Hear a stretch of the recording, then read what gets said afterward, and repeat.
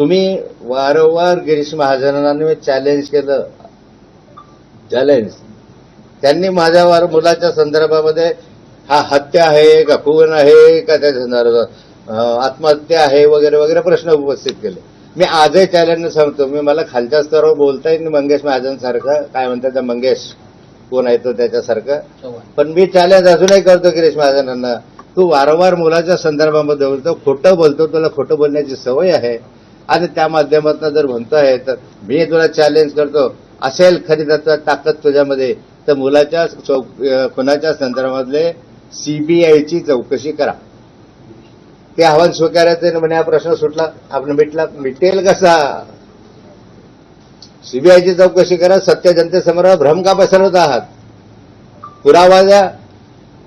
नाथाभाऊ म्हणतो पुरावा द्या, तुम्ही म्हणता पुरावा द्या, मग तसे पुरावे द्या ना तुम्ही पण, की नाथाभाऊच्या चारित्र्यावर पुरावा द्या एखादा पुरा. मी तर राजकारणात आयुष्यभर मी जपलाय आणि मी गप्पा केल्या आहेत, तासन तास गप्पा केल्या आहेत. गुलाबी गप्पा नाही केल्या, गप्पा केल्या, पण माझ्या मुलींशी केल्या.